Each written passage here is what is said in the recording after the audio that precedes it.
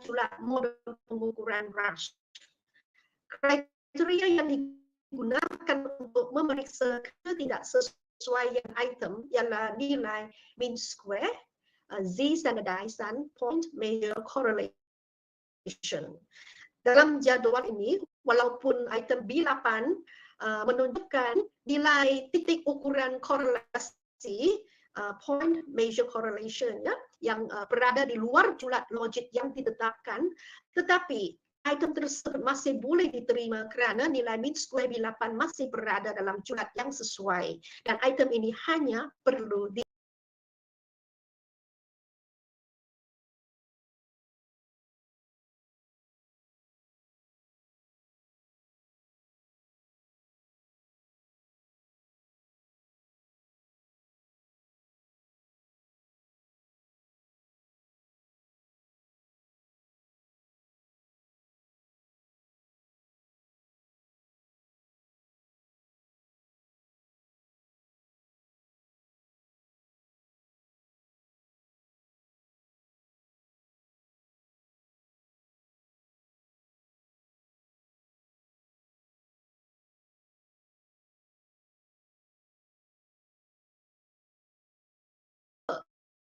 kewujudan dimensi kedua adalah kurang nyata. Sesi hanya merusak dimensi utama iaitu pembelajaran literasi karakter Cina. Dapatan nilai ujian kesahan dan kebolehpercayaan termasuk kandungan kesahan kontrak guna. Oleh kerana instrumen KPL-KC telah melepas bahan, maka ia sesuai dijadikan sebagai alat pentaksiran darjah.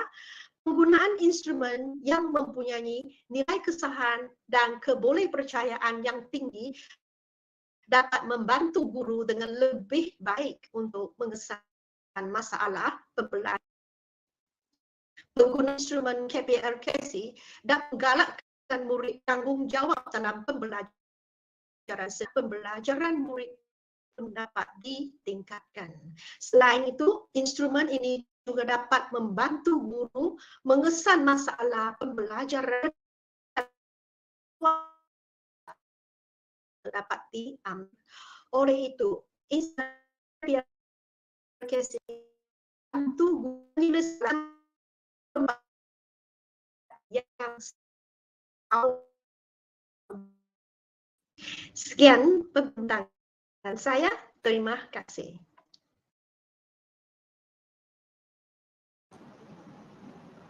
Terima kasih daripada pembentang kita yang kedua iaitu Madam Wong Set Lu dari IPJ Kampus Gaya juga. Baik, sekarang kita akan buka untuk sesi soal jawab ya. Jadi kalau ada apa-apa kita tunggu sekejap untuk sesi soal jawab. Persilakan ya.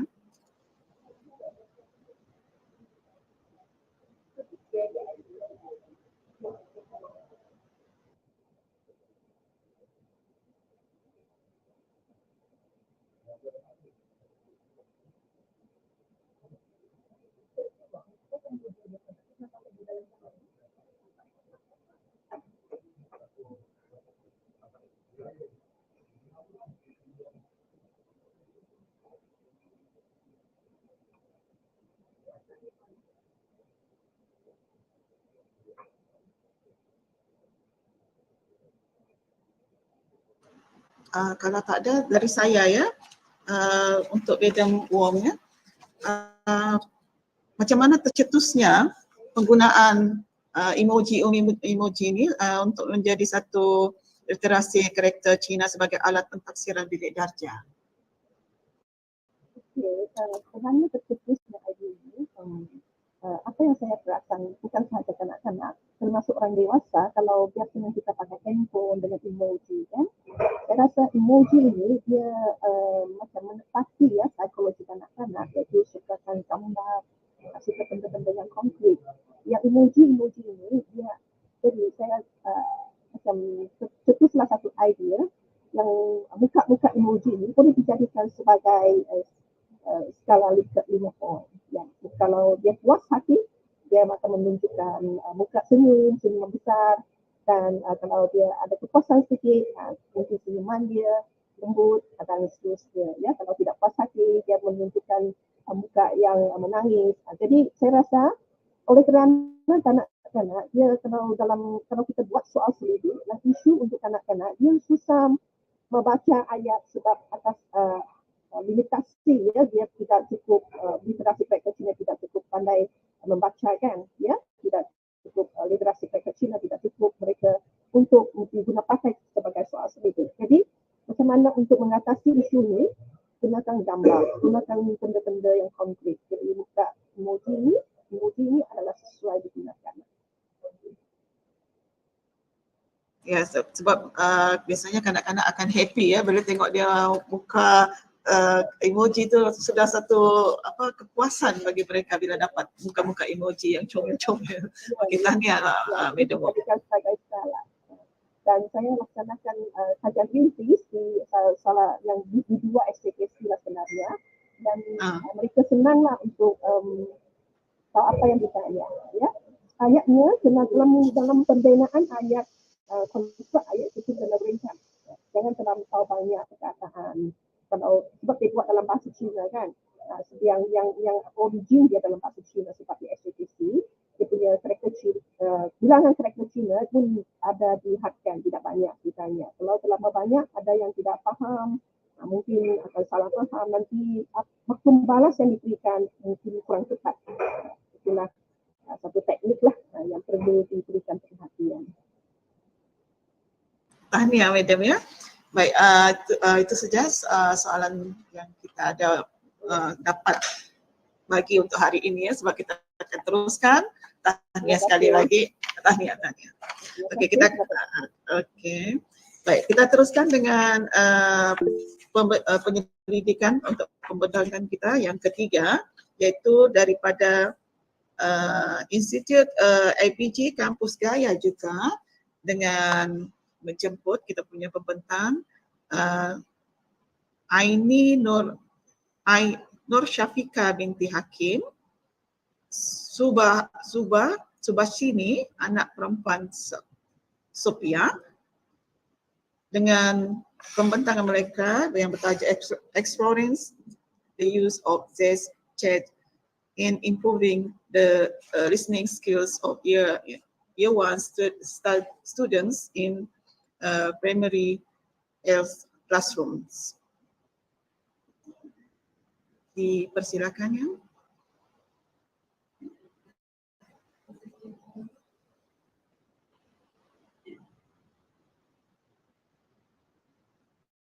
Ms. Ainur Shafiqah, and I will be presenting my study titled Exploring the Use of Chest Chant in Improving the Listening Skills of Year 1 pupils in a Primary ESL Classroom.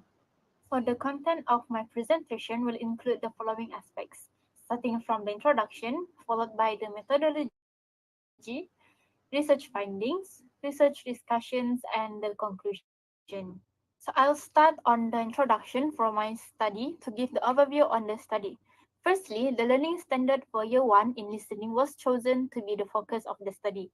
The learning standard focus for 1.2.2, which is to understand with support specific information and details of very simple phrases and sentences. So the problems and challenges in listening were noted based on previous experience and also the articles read.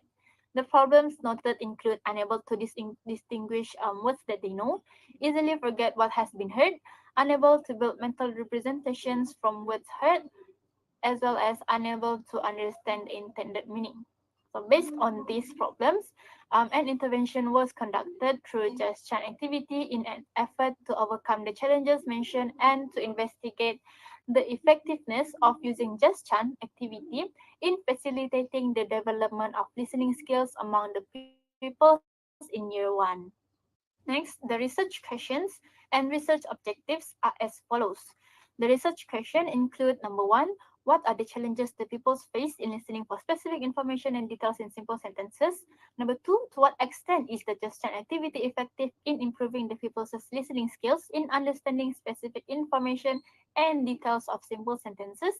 And number 3, what what are the benefits of gesture activities in enhancing the pupils' listening skill, in understanding specific information and details of simple phrases and sentences.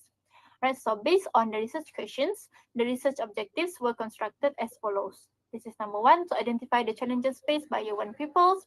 Number two is to investigate the effectiveness of the gesture activities in improving the pupils' listening skills, as well as number three is to explore the benefits of using gestures in enhancing the listening skills among the year one pupils.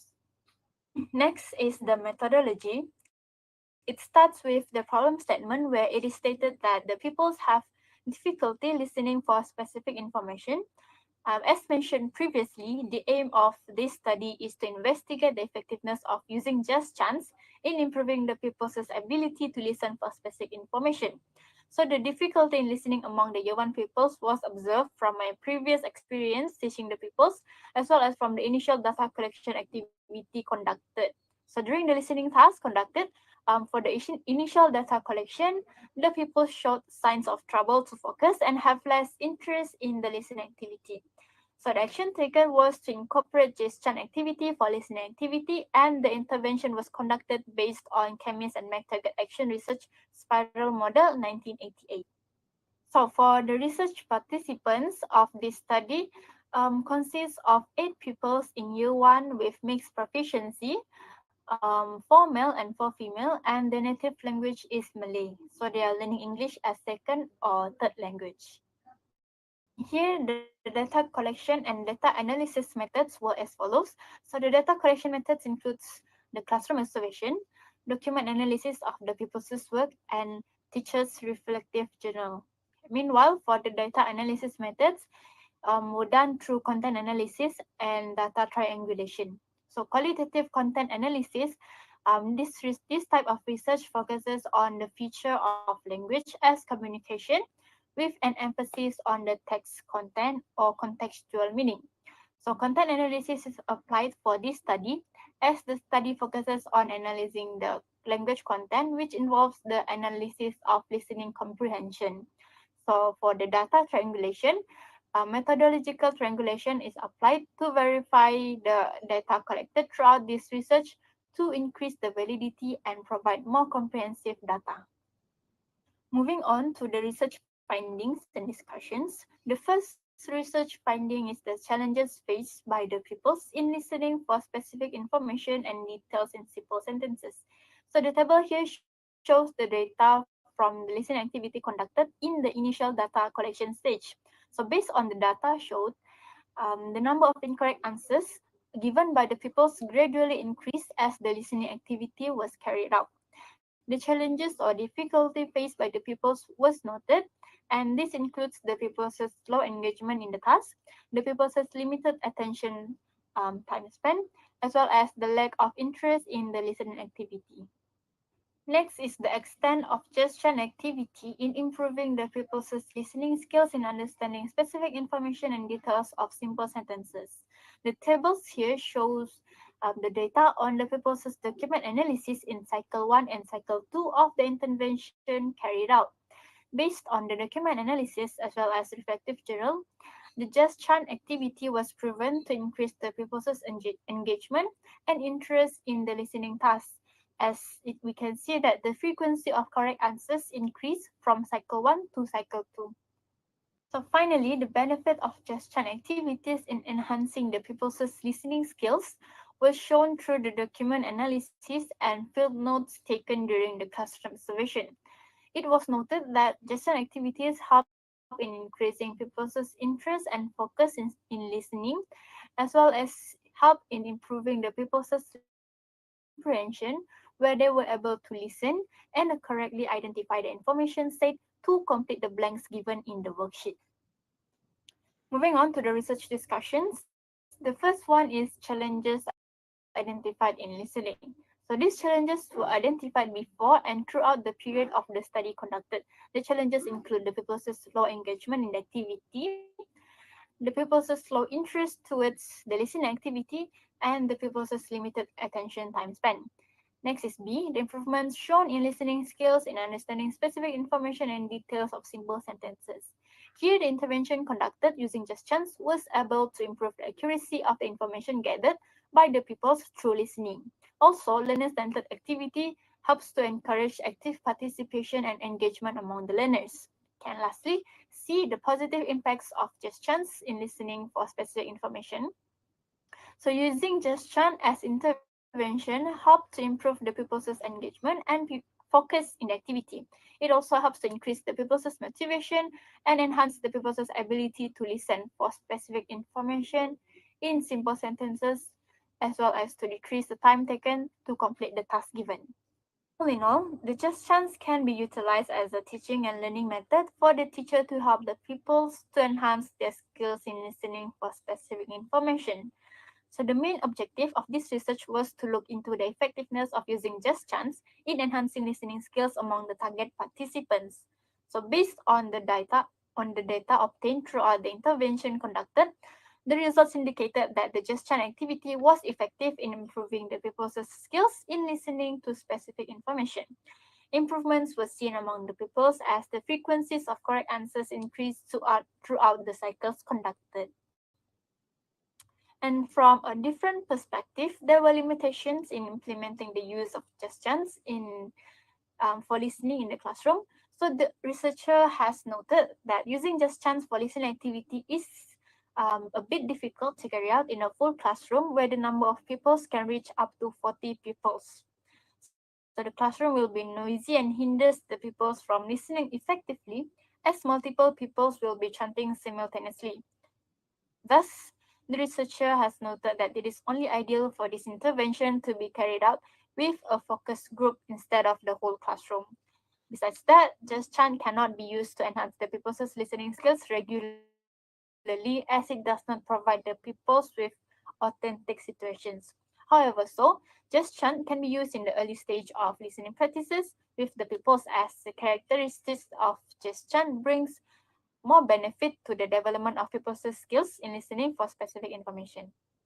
So hopefully with the findings of this research, ESL teachers would be able to explore the benefits of using just chance in the classroom and be encouraged to implement them with the pupils, especially among young learners.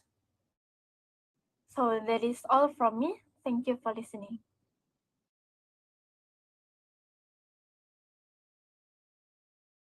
Okay. Terima kasih kepada pembentang sebentar tadi iaitu dari grup Aini Nur Syafika binti Hakim dan juga Subasini anak perempuan Sepia ya. Terima kasih sekali lagi dan sekarang kita akan buka untuk sesi soal jawab ya. Dipersilakan.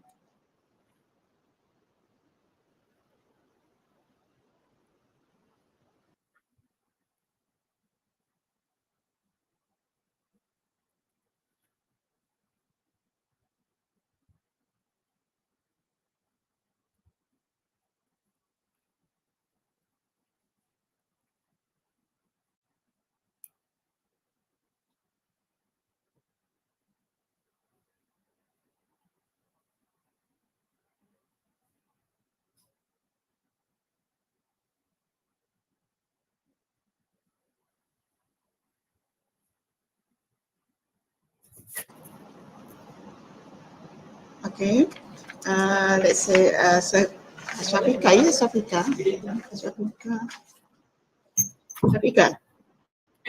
I'm Syafika. Yep. Aini no Syafika. Ya. Okay, during your research, how did you find out that distance is can improve the listening skills? Okay, so throughout before I decide to use just chance as the intervention, I first noted the problems among the students where they are having troubles listening to instructions as well as they have troubles to get information from simple sentences, especially for listening and speaking. Because just chant, there are lyrics from that in the Supermind's textbook. Actually for this research, I adapted the just chant lyrics from the textbook Unit 4, lunchtime, page 46. So because the Just Chance lyrics are provided in the material, so I decided to adapt the materials to help the people's improve their listening skills. I use the Just Chant to engage the people's active participation in the listening activity, because the word stress and intonation in the structure and also the delivery of the Just Chant, it helps to train the people to focus on the message and the information given. So because Just Chants are mostly used to enhance speaking skills, and it was proven to be more effective than small group discussion techniques. So I decided to look into the benefit of Just Chance for the development of the listening skills of the students. Okay. So that's all. Thank you. Your mic is off, Puan. Yes. Okay. That's very good of you to doing this research, yeah. Aini nor Shafika, yeah. You're doing very well, and then hope you will be success as a good teacher. Are you still studying? I just graduated. I just finished. Oh yeah, you finished already. Okay, congrats. Okay, you done very well.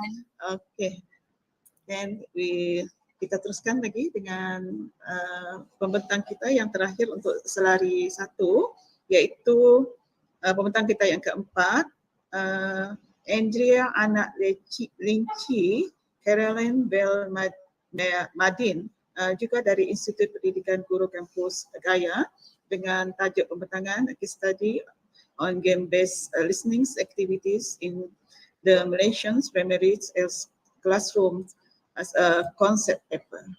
Harus persilakan.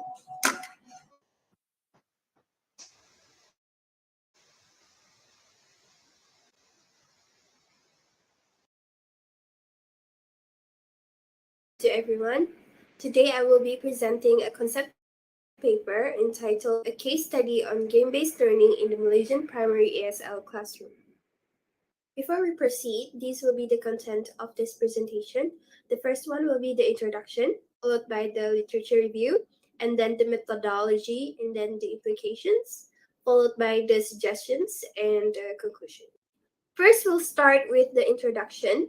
So due to the advancement of technology, game-based learning has been used quite extensively in Malaysian classrooms, particularly for primary students.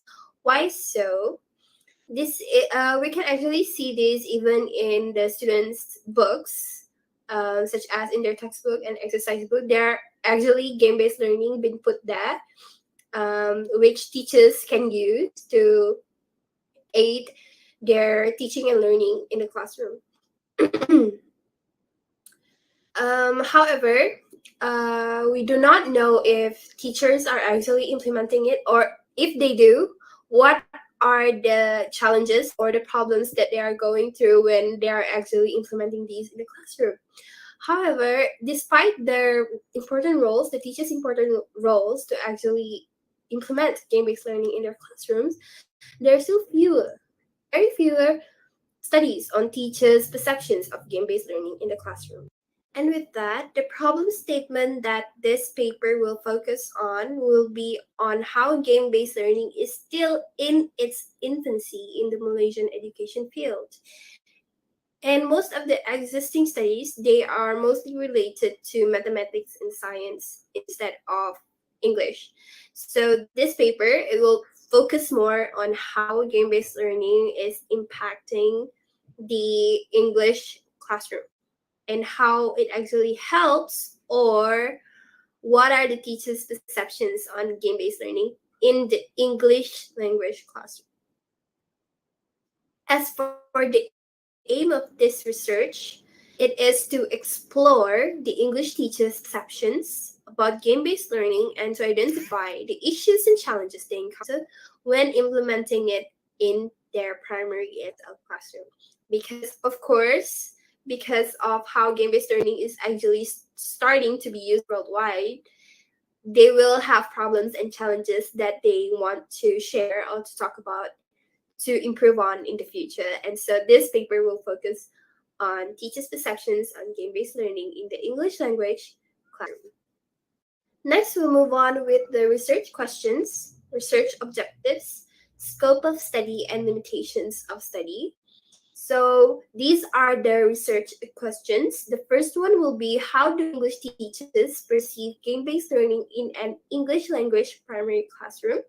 Followed by, what are the issues and challenges faced by teachers when implementing game-based learning? And then as for the research objectives, there will also be two, which the first one will be to explore English teachers' perception of implementing game-based learning in Malaysian primary as a classroom. And the second one will be to identify the issues and challenges that English teachers encounter when implementing game-based learning activities in their primary ASL classroom. And the scope of this study will be focusing on the English teachers' attitudes toward game-based learning and the difficulties they encounter when integrating it. And then as for the limitations of the study, the first one will be, there will be only 2 teachers that will be chosen as samples for this study. And then the results of this study, it might not apply to all teachers, because of course, different teachers that have different opinion and experiences with game-based learning. And so their opinion might not be the same as the two teachers that will be the samples in this study. And it also might only apply for teachers in schools in the city instead of in the rural area, considering the necessities and the advancement of technology. Next, we'll move on with the research significance. So the first one is the information from this paper, from this research. It will provide and enable schools to be aware of how English teachers interpret game-based learning as a teaching strategy, because they are the ones who are experiencing and experimenting game-based learning in the classroom. And so their perceptions will enable schools to know what are the challenges they are facing, and they will be able to come up with necessary solutions to help or to enhance the quality of game-based learning in the school. And the second one will be, teachers have an important impact on how and to what extent students choose to incorporate game-based learning into their lessons. The next one will be the operational definition, which is the meaning of game-based learning in the Malaysian primary ESL classroom that will be mentioned throughout this paper. So game-based learning, it is defined as a pedagogical methodology that is currently used in a wide range of various domains.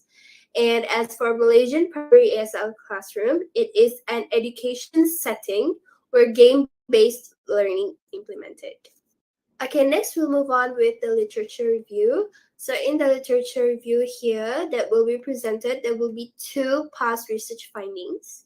So the first one will be, to design a successful game-based learning activity, teachers need to have specific game-based learning skills. So what it meant here, in order for teachers to design or to implement game-based learning in the classroom, teachers need to have the skills.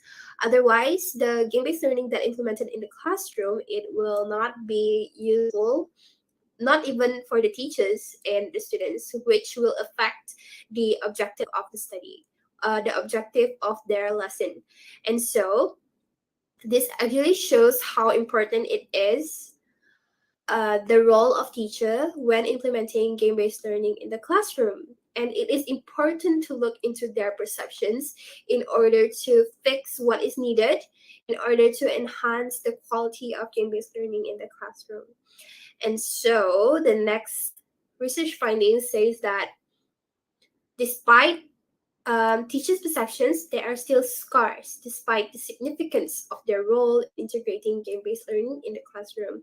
And this is the issue here, where despite the teachers' important role in implementing game-based learning in the classroom, their voice are actually have not been heard by people, on how hard it is or how challenging it is to implementing game-based learning in the classroom.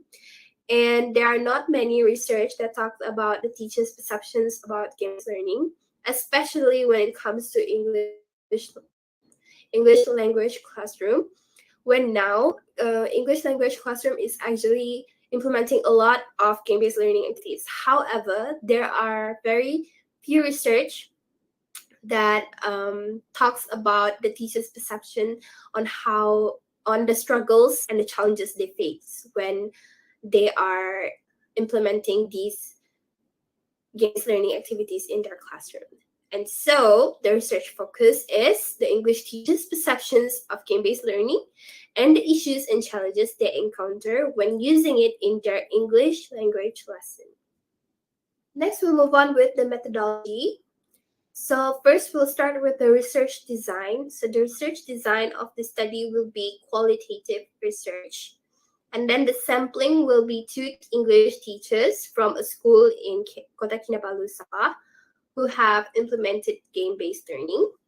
And then the research instrument will be semi-structured interview and open-ended questionnaire. And the validity and reliability will be first samples. They will consist of English teachers who have implemented game-based learning in their English classrooms. And then the statements in the interview, they will be supported by the open-ended questionnaire. And then the data collection method for this paper, it will be interview and open-ended questionnaire. And then lastly, data analysis will be made with thematic analysis. Next is the research procedure. So there will be 3, which are before research, during research, and after research. So what do researchers have to do before research? The first one will be researcher need to have exposure to game-based learning. First, the researcher need to know what is meant by game-based learning. And the researcher also have to do in-depth reading about game-based learning and start writing a research proposal. By using the knowledge the researcher have acquired through a lot of readings about game-based learning, the researcher needs to come up with a research proposal. And then after that, after writing a research proposal, the researcher can get a permission letter to conduct research in school. And then lastly is to prepare documents which are needed to be brought to school as formality. And then during research, researcher need to bring the documents that have been prepared and hand it in to the teachers in the school that have been chosen by the researcher itself, and then make a social visit to the school to see the school environment, to see if the school is really suitable to conduct this research, and then meet with the headmaster or the senior assistant to ask for the names of teachers which can be interviewed or which can be used as samples to conduct this research. And then after that, after asking for the names, maybe the next visit, then the researcher can conduct the interview with the teachers. And then after research, the interviews with the teachers will be recorded, and then the open-ended questionnaire in Google Form, it will be given to the teachers. And then lastly, the researcher will analyze the data. Next, so what will be the impact from this research? What are the implications from this research? So the first one will be the teacher training and professional development. So the insights from this study, it can help to inform the development of target training programs and professional development initiatives to support teachers in effectively implementing game-based learning strategies in their classroom. So from this research, maybe game-based learning can be taught more in depth in teacher training colleges so that they can know how and what are the things they can do in order to enhance the use of game-based learning in their classroom in the future. And so this will help to enhance the quality of English language education when it comes to game-based learning. And then the next one will be the curriculum design and implementation. So the study, it can provide valuable insights into making the alignment between game-based learning approaches and the curriculum objectives. Because there hasn't been a specific curriculum that is designed especially for game-based learning, and maybe through this research, the curriculum objectives can be aligned with between game-based learning approaches. And lastly will be the policy development. So the research findings, they can inform policy decisions related to the integration of game-based learning in English language education. Next, what are the things that can be looked more into are the obstacles and challenges, such as first the assessment strategies, followed by the instructional design and the impact on diverse students population. Other than that, the study also opened avenues for exploring the long-term effects of game-based learning and its integration with emerging technologies. And to conclude, the objective of this research is to thoroughly examine the viewpoints of English teachers regarding the implementation of game-based learning in the ESL primary classroom, with the aim of giving voice to the challenges and difficulties. Thank you.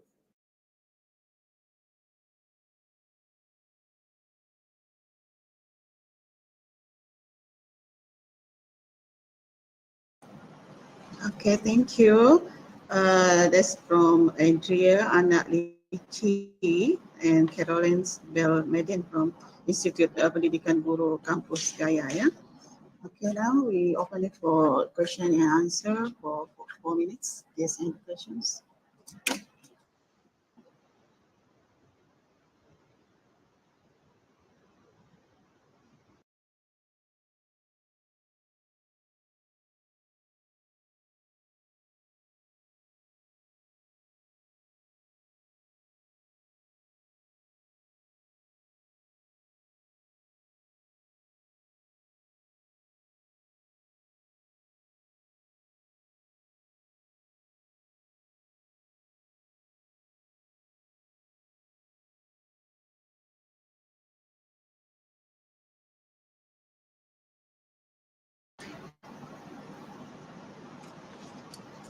Okay, let's see here. Andrea, is it Andrea? Okay, Andrea, I still study at IPG Campus Gaya. I just finished my study at FG. Oh, I just finished it. Okay, Yes. congrats. Okay, Thank let's see. Okay, what do you think about this game-based learning as a teaching strategy in classroom, in English classroom, actually? What will you suggest as a strategy for English teacher? We can see that now fun and learning is a trend in education, and so there are also games which are already provided in their textbooks and also workbooks. And I think that these games, it can actually help to enhance the students' motivation to study in the classroom. And I believe that if teachers implement game-based learning in the classroom, the students will be motivated, and so this will enhance the quality of teaching and learning in the English language classroom. Yeah. Okay, that's great. How about special educations? Special education. Yeah, we can do various games for game-based learning for special education as well, according to their, depending on what are their disabilities and what are the things that they are capable of. We can do games based on those their capabilities. Yeah. Okay, that's great. Okay, congratulations for you and your teams. Hope your work will be all success with your what you ever do. Okay, Thank next. you. Okay, thank you, Sarah. Okay, bye.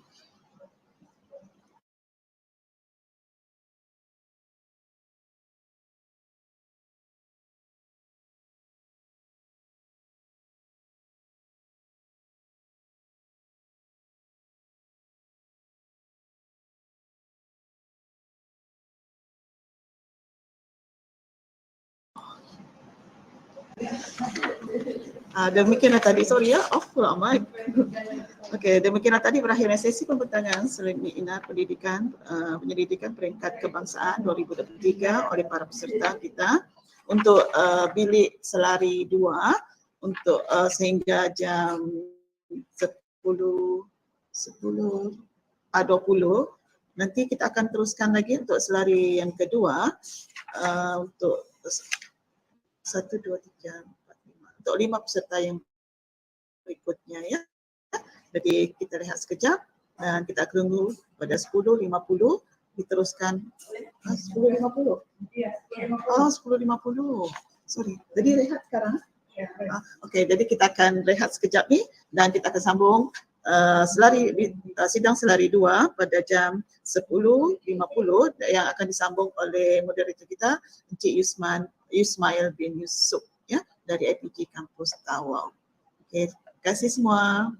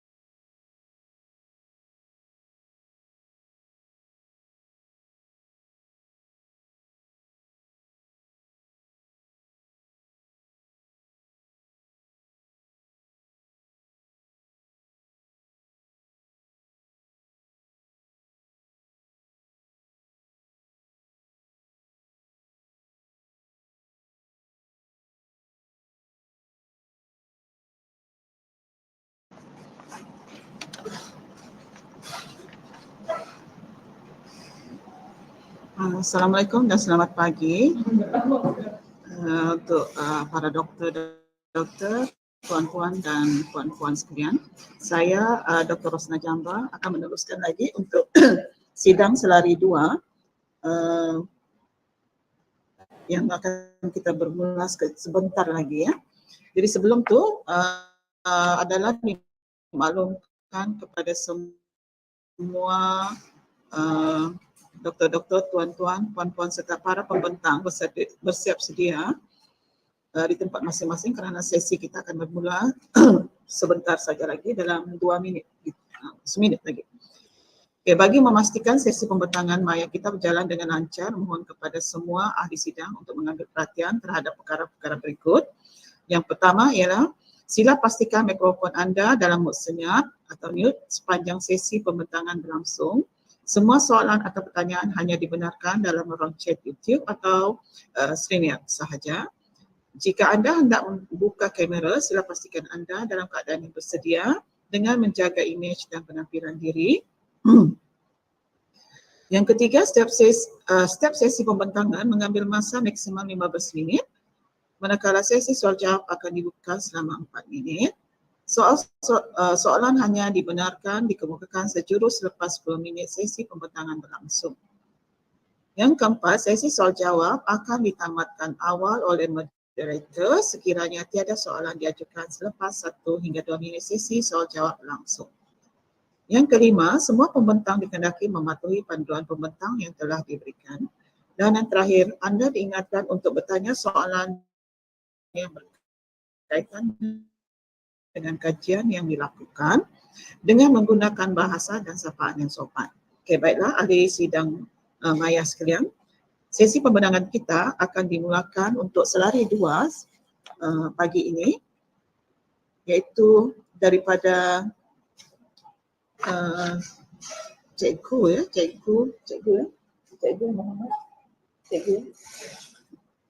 cikgu Muhammad Daniel Aiman bin Muhammad Yatim berserta Dr. Elvin Au Min Han dari Institut Pendidikan Guru Kampus Gaya dengan tajuk penyelidikan mereka ialah The Effects of Gamification in the Classroom on Pre-Service Teacher Education Trainees.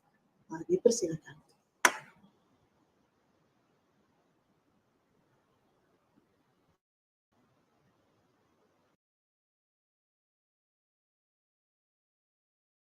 Good day. My name is Muhammad Daniel Aiman bin Muhammad Yatim, and I am a graduate student from Institute Pendidikan Guru Kampus Gaya.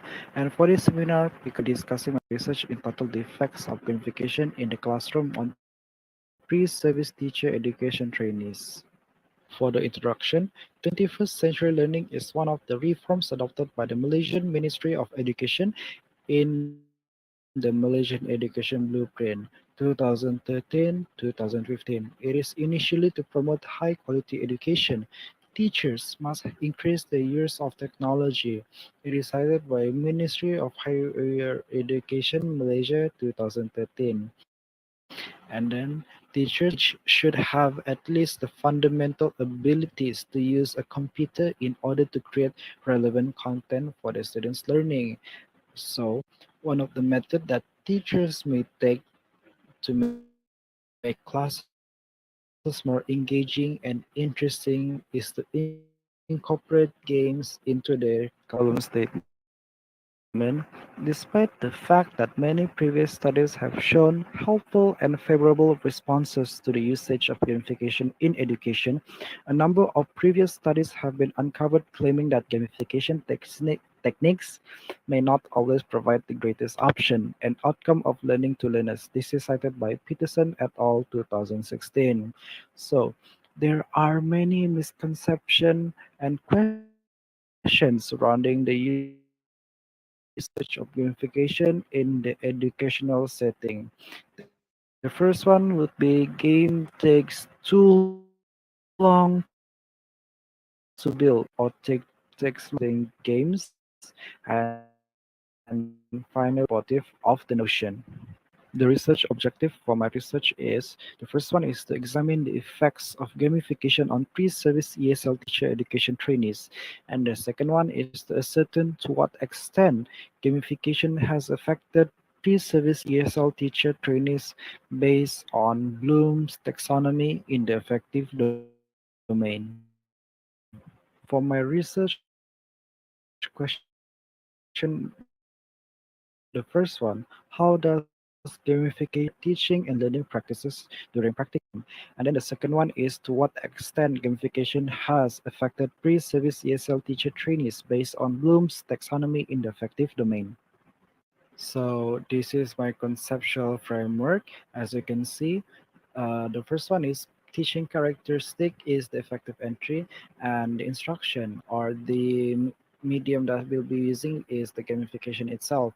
And finally, the outcome. There's 3 points there, which is the first one is the effective outcome, the rates of learning, and the final one is level of achievement based on the effective domain. The significance of the study. The first significance is gamification has undeniably been a good tool in increasing engagement in learning. However, it is still not clear to what extent gamification can benefit the students.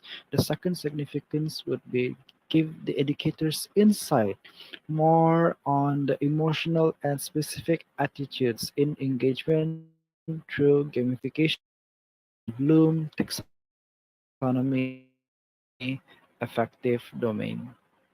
Moving on to the theories related to the study.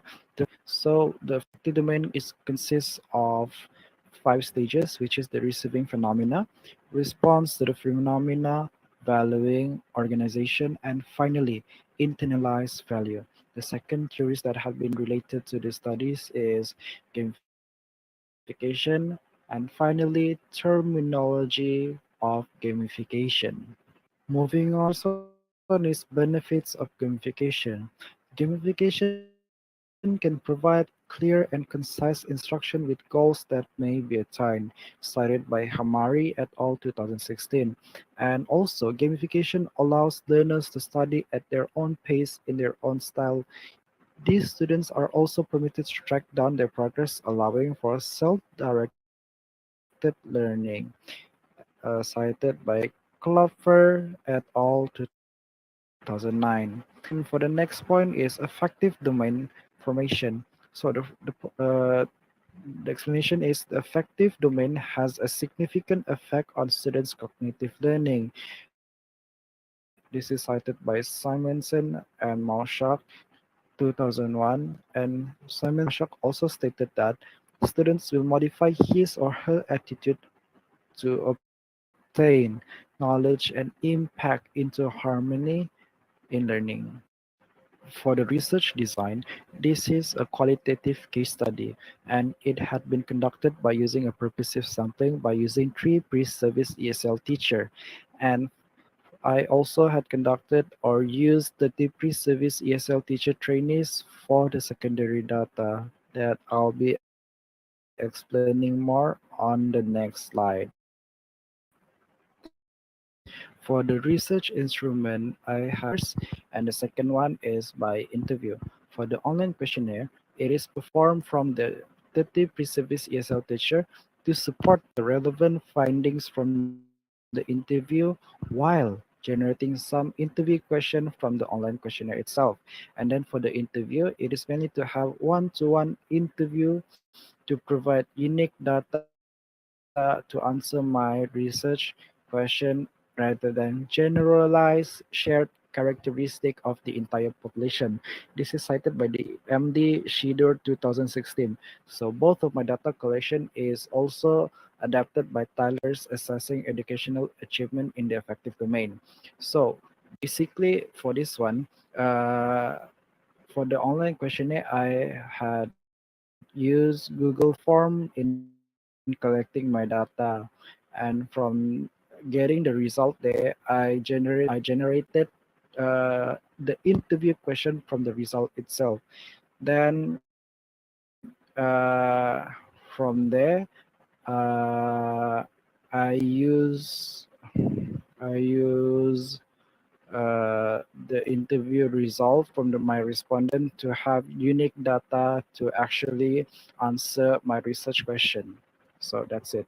So some of the discussion and findings that I can get inside teaching and learning practices based on Bloom affective domain is for the first one, the pre-service teachers showed a certain degree of how gamification affected their teaching and learning practices based on Bloom's affective domain.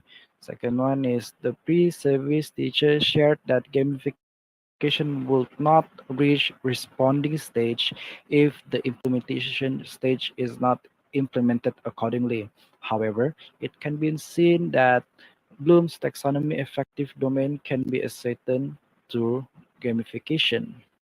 So for this one, in the interview session itself, so you can just have a general look from it, but I would just like to explain each stages of the Bloom taxonomy affective domain itself. So for the receiving stage, it is merely for the awareness or the willingness to hear from the students. And then for the responding stage, it is active participation on the part of the learner. And for the valuing is merely for the worth of a value person.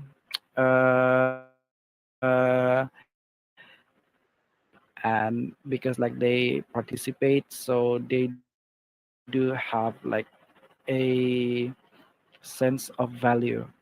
And then for the organization, values to the priorities by contrasting different values and resolving conflicts between them and creating a unique value system. And finally, internalized value or characterization has a value system that controls their behavior.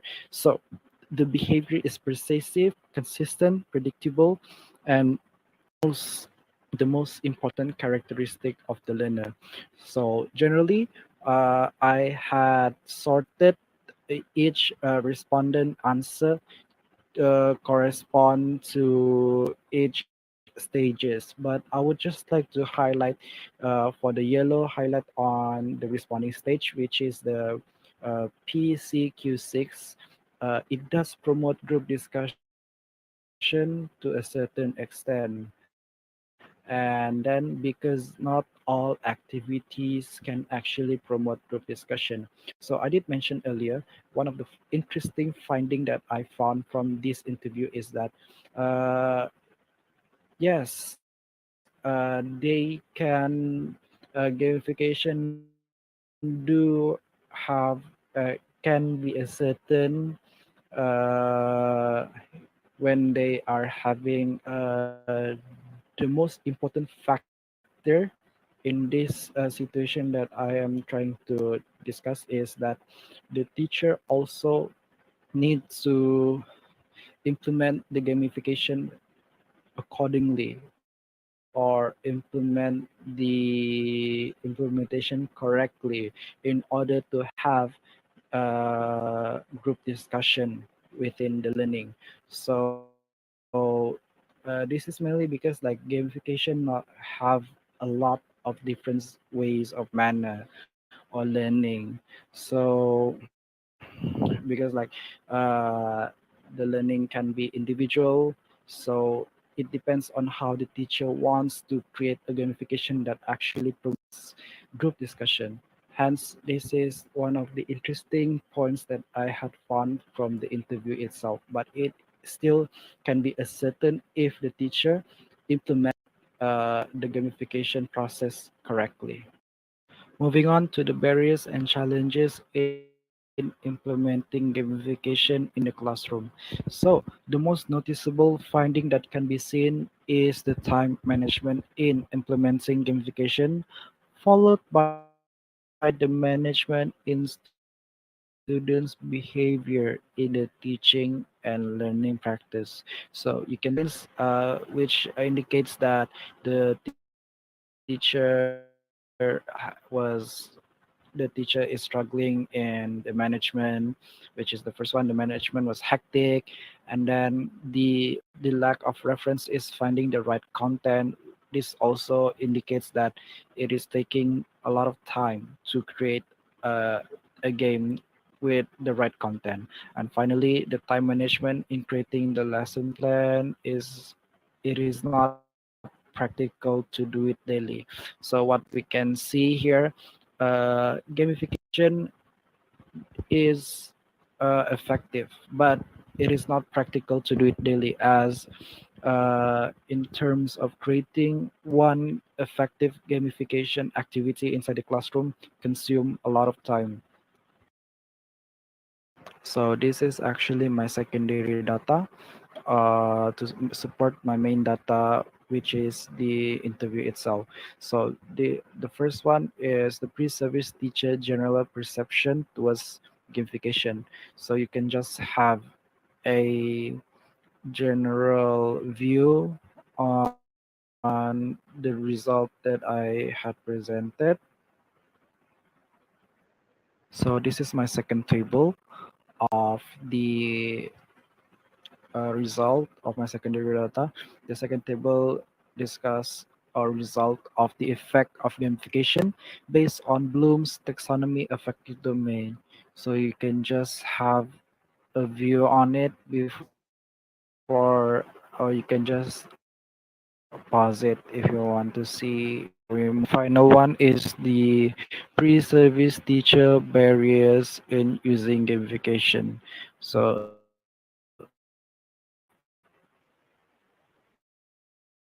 still the same. You can just pause if you want to see or just view the overall table. So this study presented the effects of gamification on pre-service ESL teacher trainees based on Bloom's taxonomy affective domain. So the main goal of the research, which was to ascertain to what extent gamification has affected pre-service ESL teacher trainees based on Bloom taxonomy in the affective domain, has therefore been ascertained. And then for the next one, the stakeholders should also be highlighted as they also play an important role in improving the overall usage of gamification inside the 21st century classroom. And for my suggestion in the future, this study was limited to assess pre-teacher opinions and perception about of gamification inside the classroom. Therefore, it will be important for the future researcher to investigate what the student think about the effect of gamification on them itself. And for that, I am finished with my presentation. Thank you.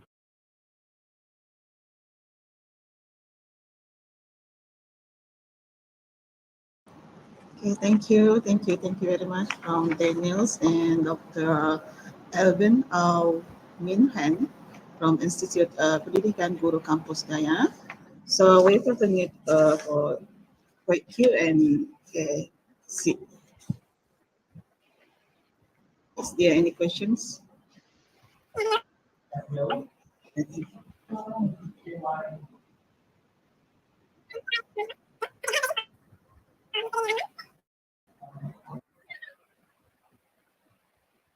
Sorry.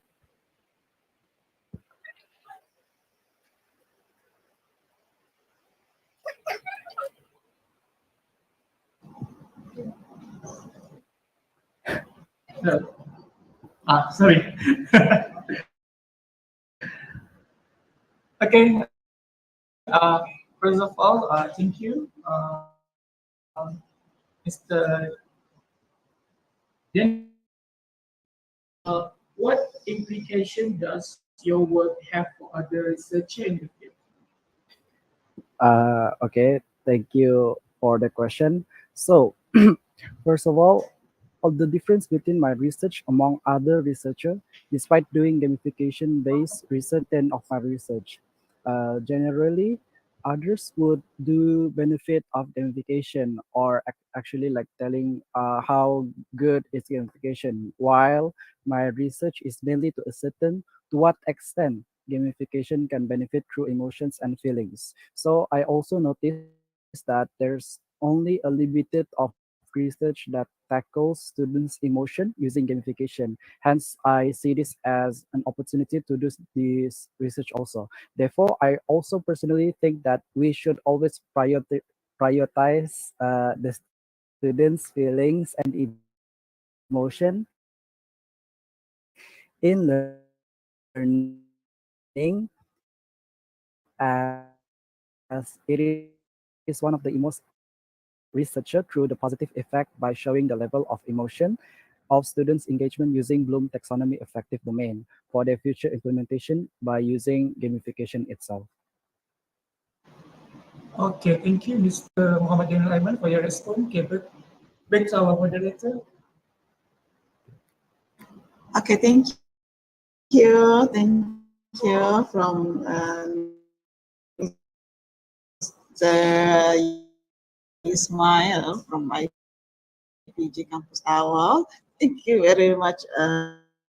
Continue for the next presenter. Untuk seterusnya pembentang yang kita yang keenam juga daripada Institut Pendidikan Guru Kampus saya, iaitu Mr. Henry Nicholas Lee, Carmilla Freddy Simols and James Martins. Mereka punya tajuk pembentang penyelidikan mereka adalah the ontological and epistemological assumption in PISMP thesis research. Please.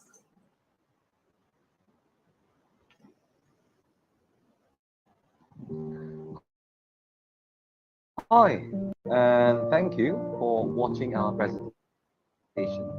In our recent work, we explored our research students' ontological and epistemological assumptions in their research. This is our team, and I'm Henry. Noticed that the practice of understanding as supervisors, we see the crucial importance to expose undergraduates to recognize the nature of research and existence of objects they are researching. A few narratives gathered from 6 PISMP TESOL students revealed lack of understanding on the existential conditions pertaining to the material, social, cultural, and political environments to the main topic of their research. Based on our exclusive talks with them, we identified their knowledge assumptions and other contradictions when writing about and explaining their research flow. In doing so, we have some questions to distinctive about research, which is require a difference between education and a comparative analysis. 3 dissertations are focused on writing skill, and the other 3 on speaking skill.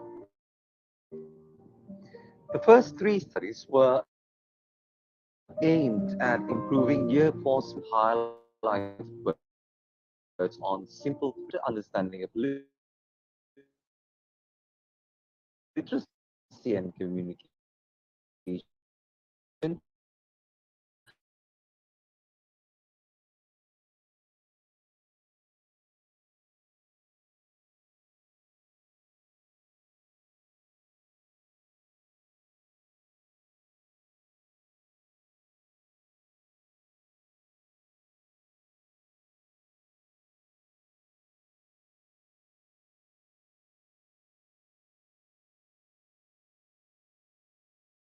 The process of writing.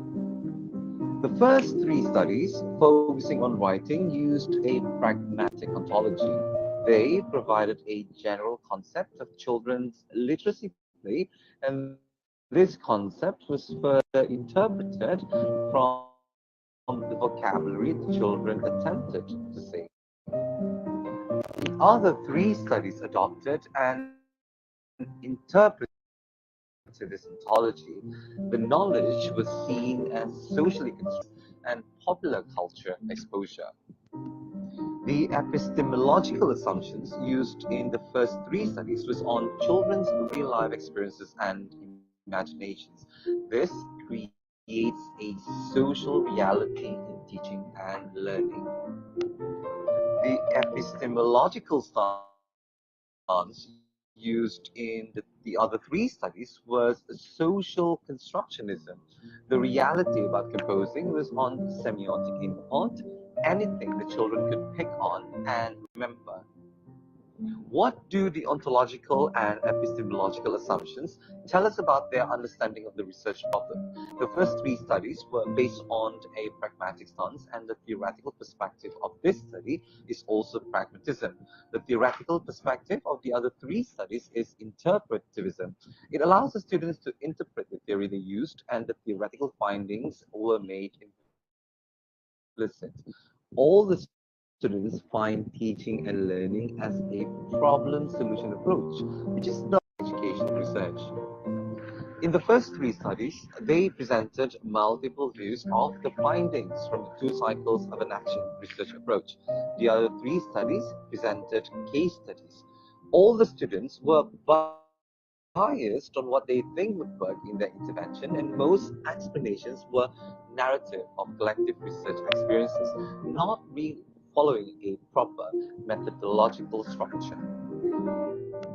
Here we argue, firstly, that all the students did not realize some children was reluctant to play and speak while being observed and interviewed for 3 months. Secondly, the resources introduced in the classroom were abrupt. Thirdly, the schools were represented as having socio-political context. This causes us, the readers, to feel schools are helpless to help children. Next, the students did not mention that their research might affect real-time classroom interaction, and after that, the participants were not emotionally supported. What the students did throughout was only focusing on data collection and not the ethics. We would then say that all the studies were done on a very basic standard, which did not really use the correct strategies and methods. It was sufficient, but their views are contested because there are conflicting views on how language skills are defined, how reality research paradigms and philosophical assumptions are not clear. Most importantly, all the studies only looked into the nature of causation and the world and knowledge and ethical considerations in acquiring the knowledge. Thank you.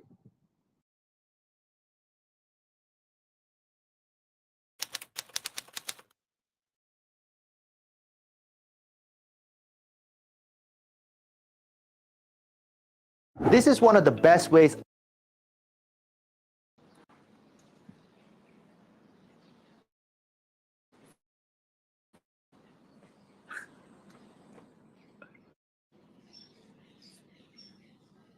Hello, guys. Hello. Okay, thank you for the informative and interesting stuff. Oh, thank you, moderator. Thank you. Thank you. Okay, now let's say we open the Q&A seasons. Do it for a while.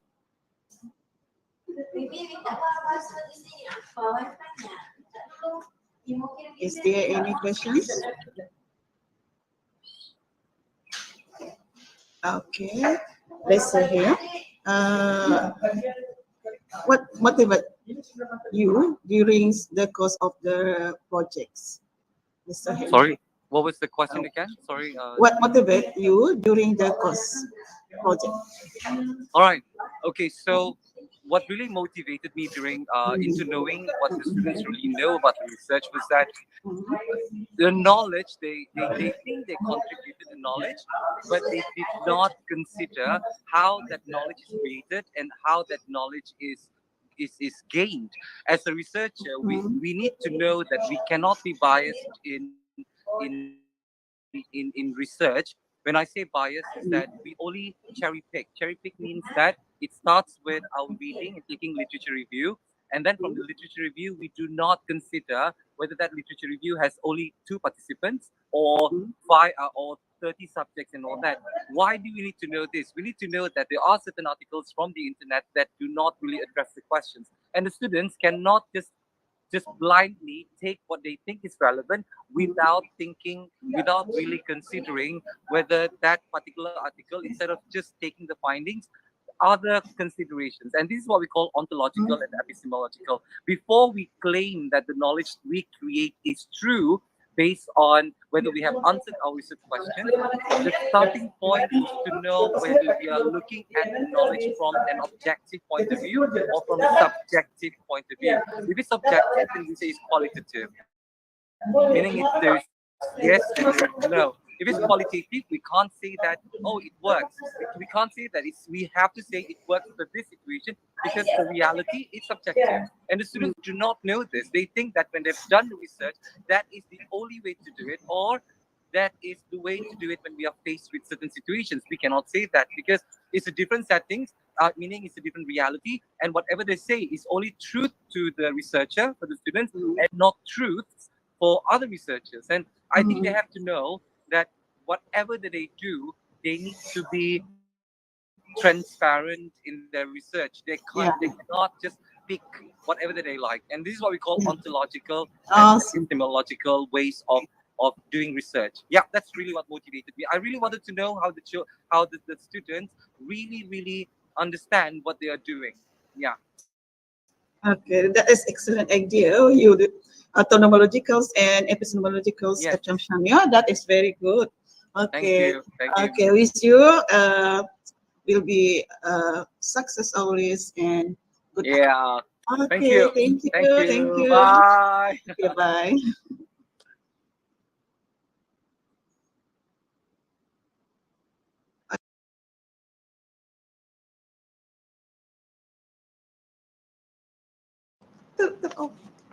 Oke, kita teruskan lagi untuk pembentangan kita yang pembentang ke-7 daripada Institut Pendidikan Guru Kampus Gaya, yaitu Miss Nicole Lee Wei, Mr. Harold Ong Wee N, dengan tajuk pembentang research mereka, the CAPS strategies, scaffolding readings comprehension through lexical inferencing in year 5 ESSER's classrooms.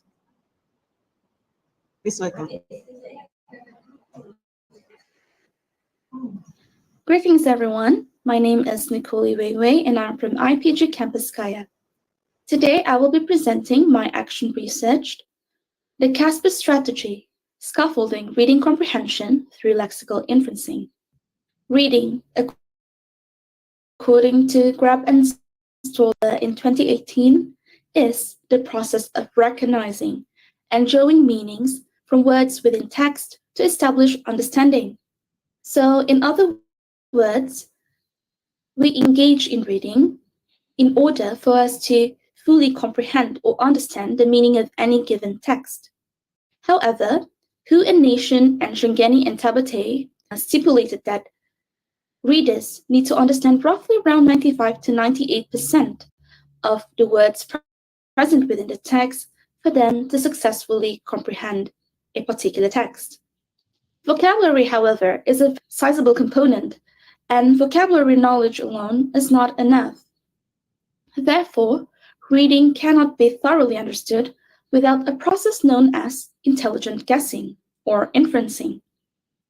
Therefore, Nasaji and Alieto and Bisnon suggested that lexical inferencing is one of, if not the most imperative cognitive process and effective reading strategies to deal with unfamiliar words. Now, let's take a look at the research context. So the researcher, which is me, is a teacher trainee majoring in teaching English as second language, or otherwise known as TESOL. The implementation of this action research took place in an urban SBT school located in Kota Kinabalu, Sabah. And generally, the school adheres strictly to the syllabus and scheme of work and most of the pupils are proficient in English. Moving forward, let's take a look at the reflection of past teaching and learning. So the intervention is actually inspired by my experience based on my phase 1 practicum. So from what I can reflect on, I observed that pupils often encounter unfamiliar words, which then hampers their comprehension.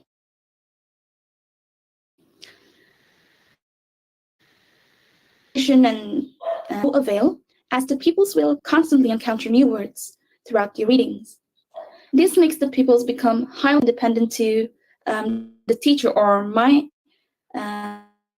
translation and explanation, and their own attempt of guessing the meaning of unfamiliar words often results in uninformed guesses with no effort of reasoning or governing their guesses based on any solid premises or evidence. Now, let's take a look at the research focus. So according to Hestrup in 1999, as cited in Alioto and Bislan in 2019, and Nation in 2005, of making informed guesses on the meaning of unfamiliar words by referring to available linguistic and contextual clues. So when we're talking about linguistic and contextual cues, there are actually various lexical inferencing strategies out there. However, I will narrow down the research by closely referring to Alioto and Bislan's research. So according to Alioto and Bislan, in their research in 2019, they concluded that the most effective lexical inferencing strategies in reading comprehension are, first, semantic cues, which include synonym, antonym, restatement, comparison, and contrast. Secondly, morphological analysis, which includes root word and affixes such as prefix and suffix. And lastly, prior knowledge, which can be used by examining the title or illustration. However, I cannot take Alioto and Bislan's findings solely into my research, as the context of this research took place in a primary ESL Filipino classroom. Therefore, to cater for the Malaysian English syllabus, I will be closely referencing these findings with the Malaysian Year 5 English DSKP. So according to the Year 5 Learning Standard for Reading, in 3.2.3, guess the meaning of unfamiliar words from clues provided by title, topic, and other known words. So with both of these combined, which is Alioto and Bislan's findings, and the learning standard, I will narrow down this research into first, prior knowledge, which can be used in identifying context by title and illustration, which utilizes root word, prefix, and suffix. And lastly, semantic cues, such as synonyms and antonyms. So this research basically merges 6 different sub-strategies of lexical inferencing, which are context, antonym, synonym, prefix, root word, and suffix, hence contributing to the acronym and name of this research, CASPERS. Now, let's discuss the research objectives and research questions. So this research aims to, first, investigate how the CASPER strategies help pupils in improving their lexical inferencing skills in reading comprehension. And secondly, evaluate the resourcefulness of the CASPER strategy in improving the pupil's lexical inferencing skill in reading comprehension. Meanwhile, this research sought to find answers for the following questions. First, in what way does CASPER strategies help to improve the pupils' lexical inferencing skill in reading comprehension? And secondly, to what extent can the CASPER strategy help improve the pupils' lexical inferencing skill in reading comprehension? Up next, let's take a look at the research participants. So the participants to this research are 42 Year 5 pupils, which consisted of 25 boys and 17 girls. They are of mixed ability, and they came from different ethnic backgrounds, mainly Bajau, Malay, Iranun, and Bugis. As for my research methodology, I am utilizing the Camis and McTaggart's action research model, and I've conducted my research over the course of 2 cycles. Now, let's take a look at the CASPER strategies itself. Since my research is conducted in the CAS strategy, which is screen. The CAS strategy includes context, antonym, and synonym.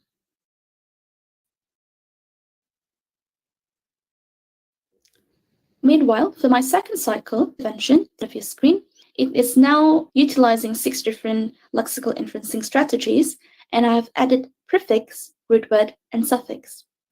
Up next, let's take a look at my data collection and data analysis method. So I will be triangulating, specifically using thematic analysis, the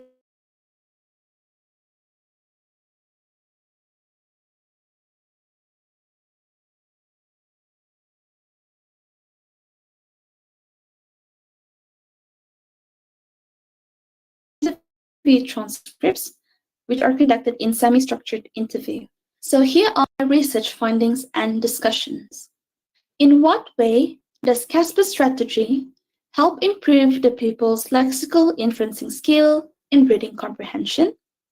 So my first finding revolves around context. A significant change in the pupils' behavior was noticed when it comes to guessing the meaning of unfamiliar words, which revolves around understanding of the context. The pupils who are guessing the meaning of words without first considering the context of the reading passage are now more attentive to the range of meanings that a single word may connote.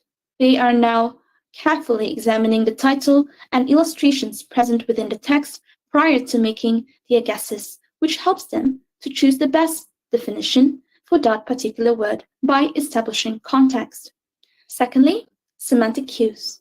After the implementation of the CASPER strategy, I observed a major improvement in terms of the pupils' ability to infer the meaning of unfamiliar words by utilizing other known words, mainly antonym and synonym, which are they begin to underline words which shares similar or opposite meanings. And from these, we can tell that the CASPER strategy have guided the pupils in making more informed guesses. And lastly, my findings revolves around the theme morphological analysis. So the CASPER strategy had helped the pupils in guessing the meaning of unfamiliar words by dissecting it into root word and its affixes such as prefix and suffix. And in most cases, the pupils were able to guess the meaning of a particular word straight away after identifying its root word. While some instances, they refer to the cheat sheet that I have provided for them to understand how the affixes changes the meaning of the word. Okay, so based on this finding, I actually noticed that the pupils begin to, first of all, dissect a word into its root word and its affixes, whether it is prefix or suffix or both. And based on my observation, I noticed that they can straight away guess the meaning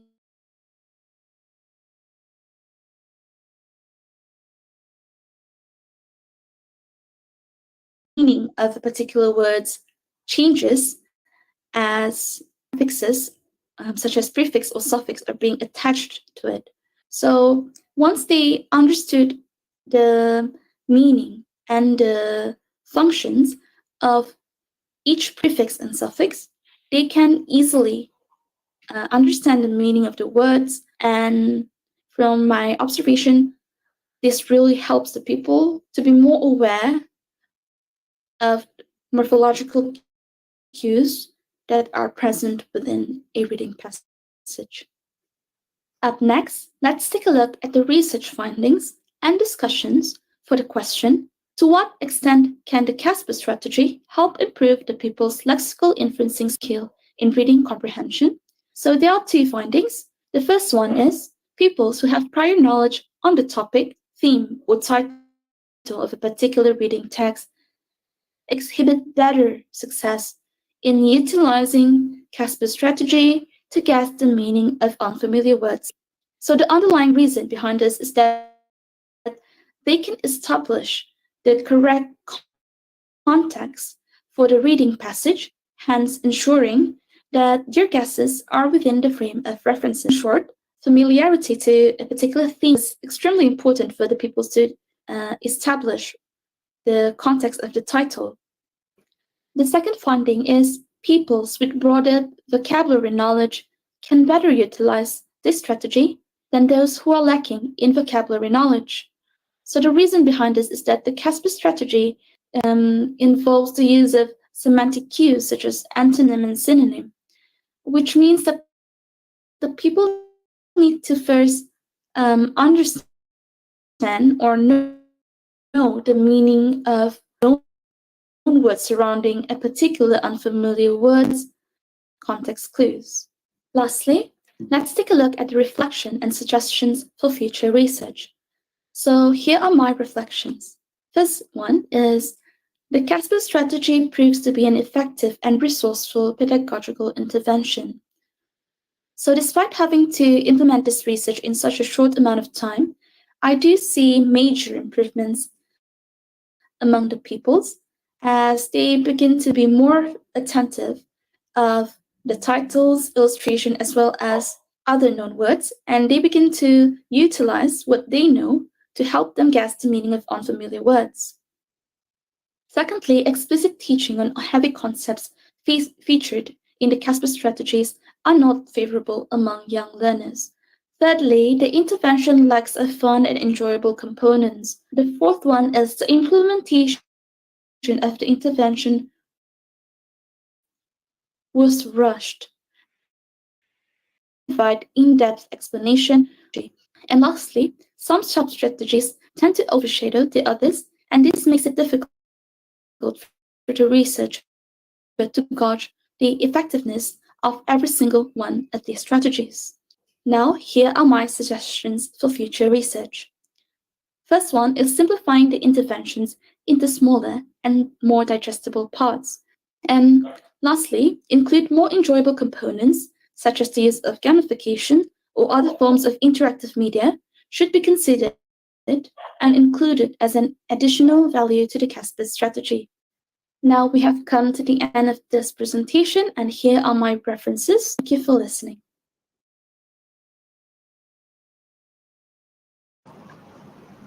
Thank you, Miss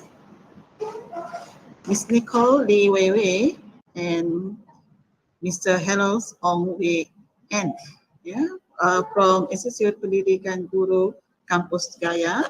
Now we open for Q&A, questions and answer sessions for 4 minutes.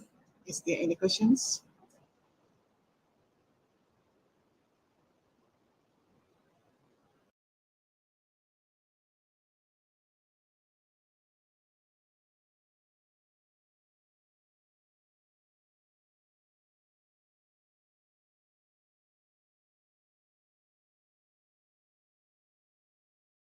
Okay, let's see here. This one question from Madam Almasia for Nicole. Nicole, we Li Wei. Okay.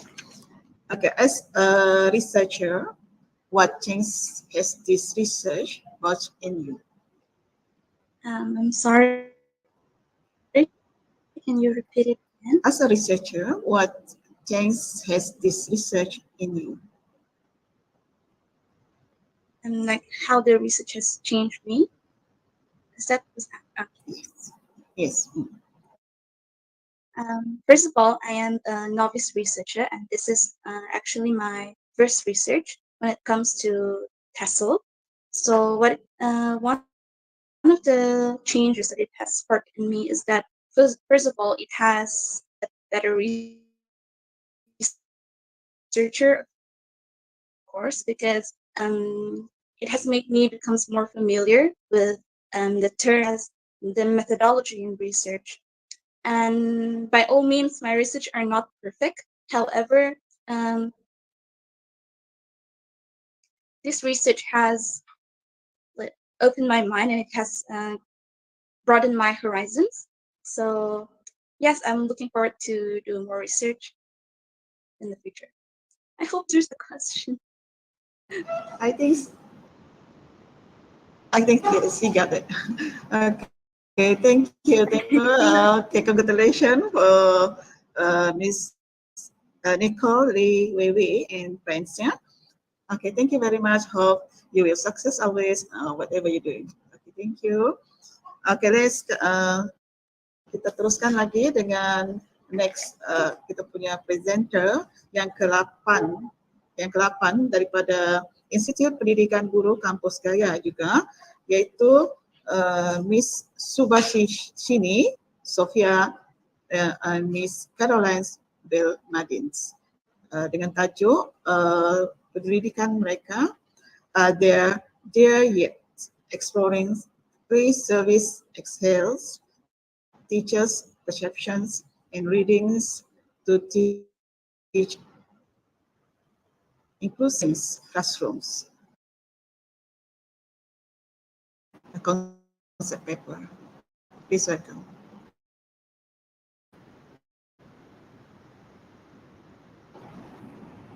A very good morning to all the delegates of the 2023 SEPSU. I am Subashini Sofia, and I'm currently attached to the Language Department of IPG Campus Gaya. With my fellow researcher, our presentation this morning will be in the form of a concept paper, and the focus of our concept paper is on inclusive education. My interest in this area stemmed from having taught this course for 3 consecutive semesters. And the niggling question is, have I had my pre-service teachers enough, and will they be able to teach inclusive education in the mainstream classroom? Hence the title of our research, Are They There Yet? Exploring Pre-Service ESL Teachers' Perceptions and Readiness to Teach Inclusive Education in the Primary ESL Mainstream Classroom. Now, the presentation will be divided into 3 main sections. The first section would give an overview of action, the problem statement, and the significance of the current study. Part 2 will review the literature related to the field, and part 3 will cover the research methodology that was adapted for this study. Before going any further, let us explore what the term inclusive education is, specifically looking at the what, the why, and the how. Now, inclusive education is defined as teaching special educational needs students along with their peers with no disabilities in the mainstream classroom setting, as opposed to segregating them in special classrooms. Now, the concept of inclusive education was outlined in 2016 by the United Nations, in which inclusive education is understood to be a fundamental human right, as there should be no barriers to equal education for all learners. Now, in the context, the inclusive education program is implemented through full and partial inclusion. Now, full inclusion is when special needs students will be able to attend all the subjects taught in the mainstream classroom. And in partial inclusion, they only attend certain classes depending on their ability. Now, in order to qualify to be included in the inclusive education program in Malaysia, the special needs students will be required to sit for a qualifying instrument evaluation test, which is set by the Ministry of Education. Now, coming back to the current study, the significance of this study is as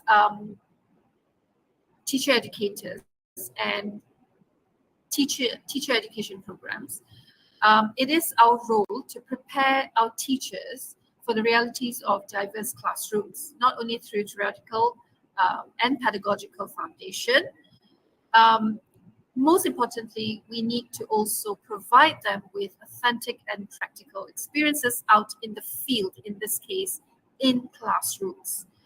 The statement of the problem that gave rise to the current study is the whole concept of inclusive education itself, starting with teacher training needs, parental support, administration know-how, are some of the concerns that were raised in research, previous research, that hinders a successful implementation of inclusive education programs. On top of that, there's also the ambiguity of the guidelines into how inclusive education program should be carried out in schools, and this poses a concern for both teachers and school administrators to carry out the program effectively and successfully. The third issue is perhaps the one that is most related to the focus of the present study, which is teachers' attitudes and beliefs when it comes to inclusive education. Now, to explore that, we will look at the literature that is related to the current study.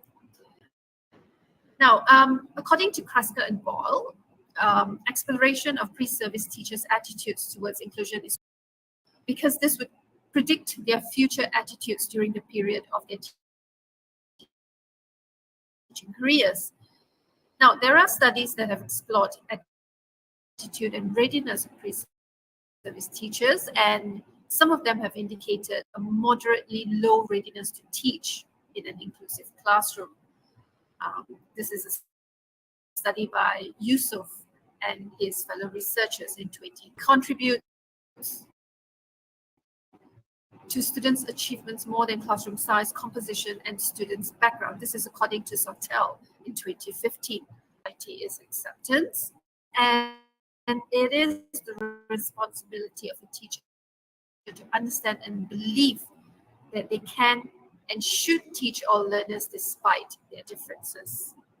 Now, the policy of inclusion demands a change in teachers' role in regards to how it is perceived and implemented. Now, in putting this statement forward, an important question is thus raised. Do all pre-service teachers in all teacher training programs acquire adequate knowledge in the area of inclusive education? Now, according to Lee and Ahmad in 2018, readiness to teach according to the inclusive approach refers to the teacher's intention to take the steps required to include students with disability in the classroom. Now, while some studies exhibit positive beliefs, some have also exhibited their student teachers showing some form of reluctance in having students, especially those with severe disability in their classrooms. Because this would add on to the burden of handling their own teaching in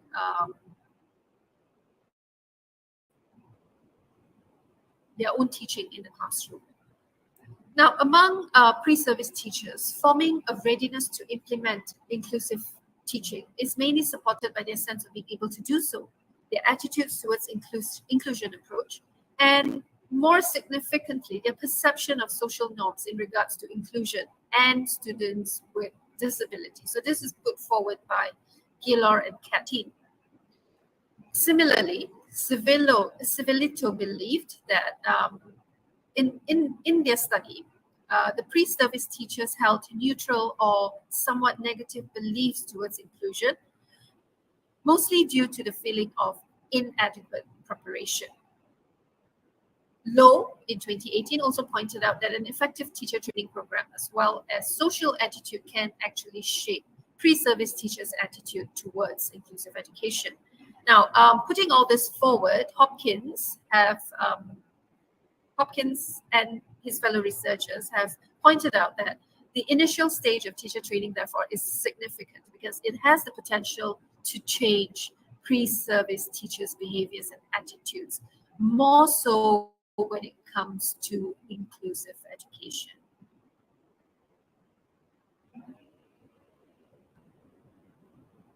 Now, inclusive education, within the context of the present study, is a 2-credit core component course in the teacher education program in institutes of teacher education in Malaysia. Now, inclusive education course is taught to all pre-service teachers, regardless of the varying teaching majors such as TESOL, mathematics, science, or even physical education. So this course offers an understanding on the concept and implementation of inclusive education in the teaching of English language in Malaysia. So there are basically 6 topics to the implementation of IEP in the ESL mainstream classroom. Now, the objective of the study, therefore, is to explore the general perception, focusing on the beliefs and teaching philosophy of inclusive education among the ESL pre-service teachers. And the second research objective is to investigate the readiness of the ESL pre-service teachers to teach inclusive education in the mainstream classroom. Translating the objectives into research question is research question 1 will look at what is the general perception in terms of the beliefs and teaching philosophy of inclusive education among the ESL pre-service teachers. And research question 2 will explore the readiness, or how ready are the ESL pre-service teachers to teach inclusive education in the mainstream classroom. Now, a little bit on the research methodology. So that the study would take form of a qualitative exploratory study. The context and background, the research participants of the Bachelor of Teaching TESOL degree, who are currently in the 3rd year. So they are currently known as the 2020 cohort. And it would adopt a purposive sampling approach, as the insights from this particular group, having undergone the whole course, would be valuable towards understanding the readiness level as well as the perceptions of pre-service teachers in terms of inclusive education. Now, the pre-service teachers who will be participating in the studies have, at the time of the study now, have completed the inclusive education course, which was actually taught by one of the researchers. Now, a total of 35 student teachers have already given their written consent to participate in the study. Data will be gathered mainly through 3 main sources, which will be an open-ended online questionnaire via Google Form, a focus group discussion, and content analysis of the student teachers short. Now, this is an overview or the research methodology matrix. Research question 1, what is the general perception in terms of beliefs and teaching philosophy? Now, this will be gathered through the written reflection statement, and the data analysis procedure that will be adopted here would be content analysis. Now, research question 2 would explore the readiness of the pre-service teachers to teach inclusive education in the mainstream classroom.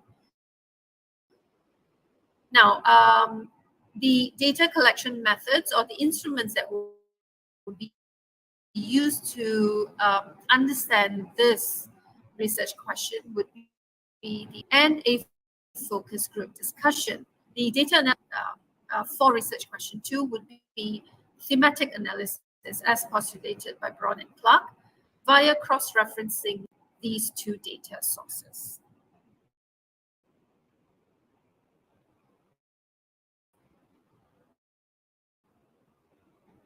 Now, this is the overall matrix of how data will be gathered, right from the research question to the instruments used, to the data analysis procedures that will be undertaken, and the findings for research question 1 and 2. That is the end of our presentation. So as I've mentioned earlier, this is merely a concept paper. Once the data analysis process is done, we're in the midst of analyzing the data. So once the data analysis process is done, and we will be sharing the findings perhaps in another study, another upcoming study. And this is something that we look forward to uncover our student teachers' perceptions and readiness to actually teach and implement inclusive education. Thank you very much for sitting in on this presentation. We will be happy to take any questions. Thank you. Thank you very much.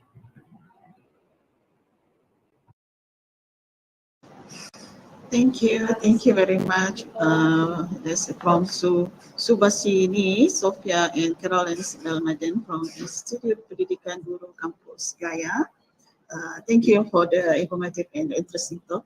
Now let's come up questions and answer seasons. Let's 4 minutes.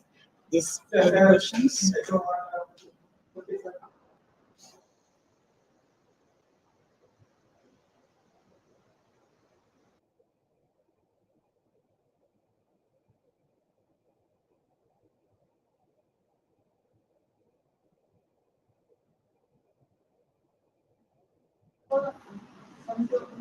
Okay, Miss Subasini, Sophia. This question from Dr. Jamila Ahmad from IPG Campus Tawau. How do you think you will add value to the field?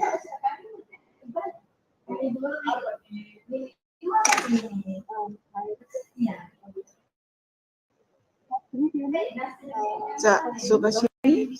Hello? Subasini? Yes. Can you hear me? Can you hear me? Yes. Okay. I can hear you clearly. Okay. Now, in answer to the question, thank you, Dr. Jamila. It's Jamila who posed the question.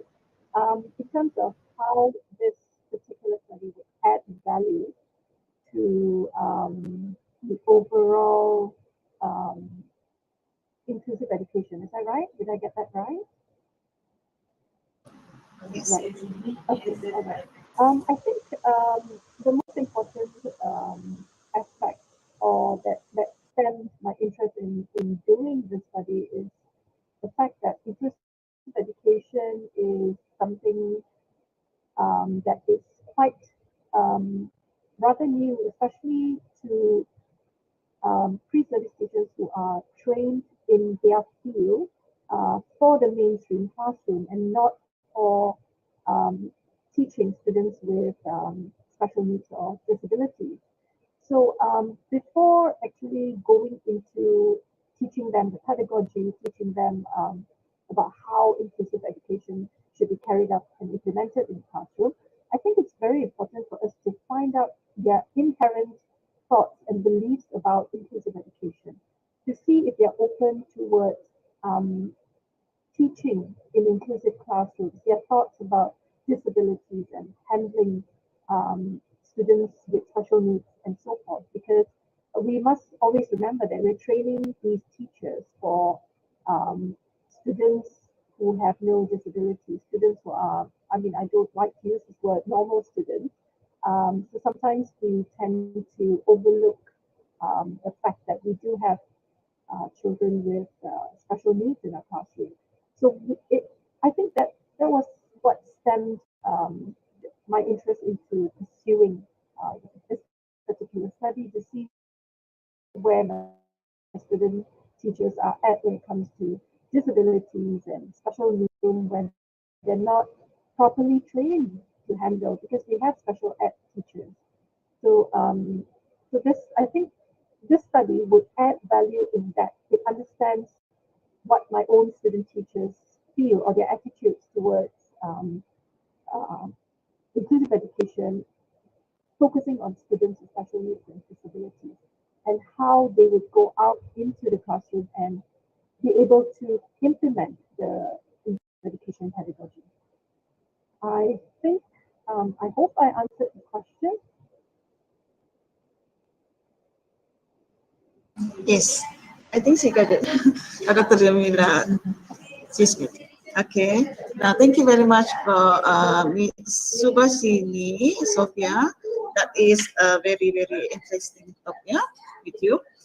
Okay, thank you. Okay, let's kita teruskan lagi dengan pembentangan yang terakhir kita untuk sidang selari 2 untuk pagi ini. Itu dengan menjemput Miss Jevin Joycin, Madam Caroline Bell Medin dari Institut Pendidikan Guru Kampus Gaya dengan primary students speaking skills through TikTok concept. Please welcome.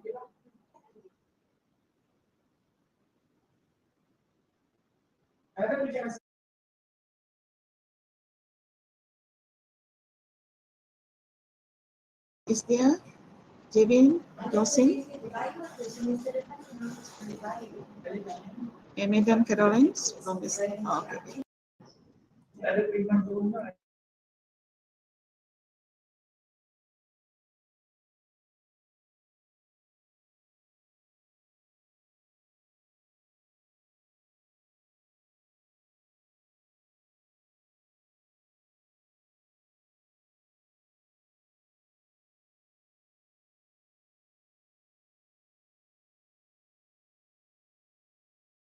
Jevin Joycin, together with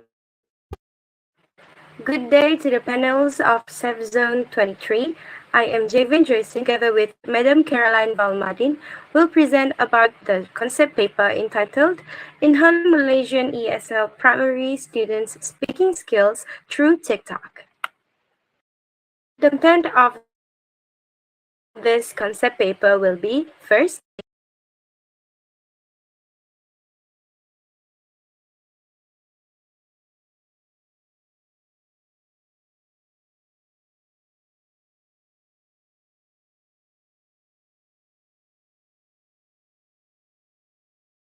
paper.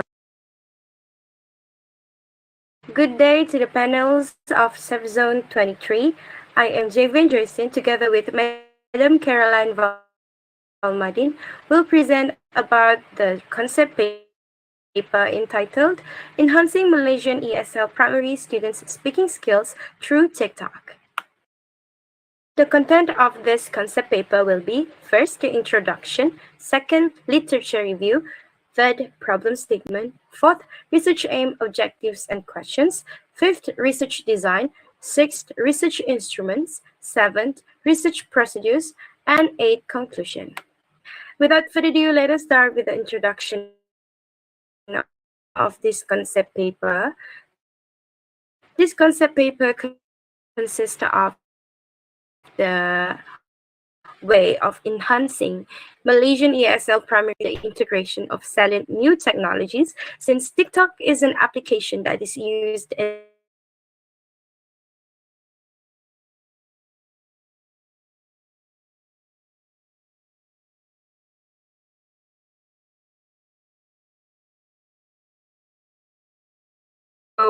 speaking skill, which the content learning is 2.2, use appropriate communication strategies. Next is the literature review. The first one will be about pronunciation. Since this concept paper is about enhancing Malaysian ESL primary students' speaking skills, so therefore, to be precise, the pronunciation of students is very crucial to be learned. And the pronunciation will be about digraph TH pronunciation, and where students will be able to learn and practice voiced and voiceless dental fricative through short form videos, which is from the platform of TikTok, and it is to convey messages effectively, which is very important for speaking of the words that is used in this concept paper to collect data. There are two ways of pronouncing TH pronunciation, which is the first one is voiced dental fricative, for example, in brother, and voiceless, for example, in birthday. Next, let us review the TikTok application. According to Malaysian Educational Blueprint, technological innovation is a very crucial way to teach students because it is such an instructional tool. Therefore, I chose TikTok to be used in this concept paper because, according to Werner 2022, TikTok is a platform that can post any short for being no problem because it will audio or video recording form. This is according to Johanna 2022. So in this side of the slide is my account, TikTok account, where I post educational videos for the students, not only for pronunciation, but also for vocabulary. But for this concept paper, I am focused on pronunciation. The third subheading is problem statement. How did I came up with this concept paper? It is because in my practicum 1, I was assigned in a rural school in Kota Kinabalu for year 4, and the lessons were conducted through online. Therefore, I found out that all of the students were very active in participating all lessons except for speaking lessons. Therefore, the problem here is the lack participation in speaking lessons. It is because the students were having pronunciation problem, and this pronunciation problem leads to shyness and insecurity to speak. The fourth subheading enhance ESL primary students' speaking skills through the application of technology, which examines the effectiveness of the trending application TikTok. Imitation, because my father uses TikTok every day to learn, have a lot of feedback pronunciation for primary students.